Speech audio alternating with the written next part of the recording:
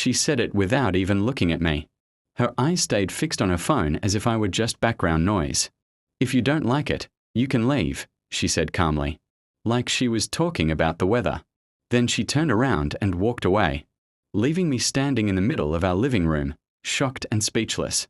For a long moment, I didn't move. The silence felt heavier than any argument we had ever had. I replayed her words again and again, trying to understand how things had reached this point. Just a year ago, this was the same woman who used to wait up late just to talk to me. I followed her down the hallway, hoping she would stop, hoping she would turn around and say she didn't mean it. But she didn't. She closed the bedroom door behind her, and that small sound felt like something breaking inside me. That was the moment I realized I was no longer important to her. That night, I didn't sleep. I sat on the couch until morning, thinking about all the times I had stayed quiet to keep the peace.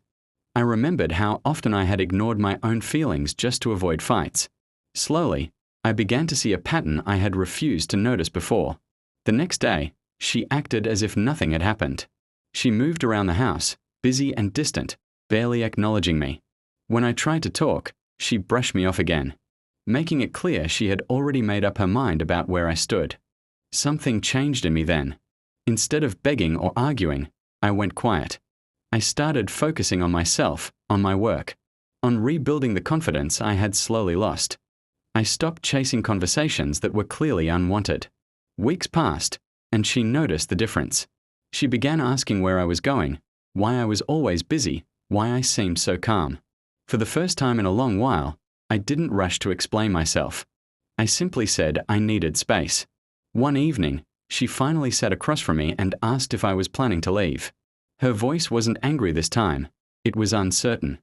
I looked at her and realized how much power her words had once held over me, and how little they did now. I told her the truth.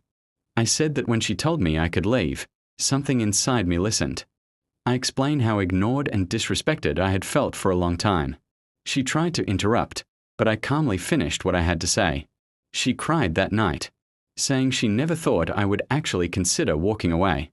She admitted she had taken my patience for granted. For the first time, she seemed to understand the weight of her words. But understanding came late. I had already learned an important lesson, that love should not feel like something you have to beg for. Respect should not disappear just because someone thinks you won't leave. In the end, I did leave, not in anger, not in revenge, but in peace. As I walked out the door she once told me to use, I realized something powerful. Sometimes walking away isn't losing. Sometimes it's finally choosing yourself.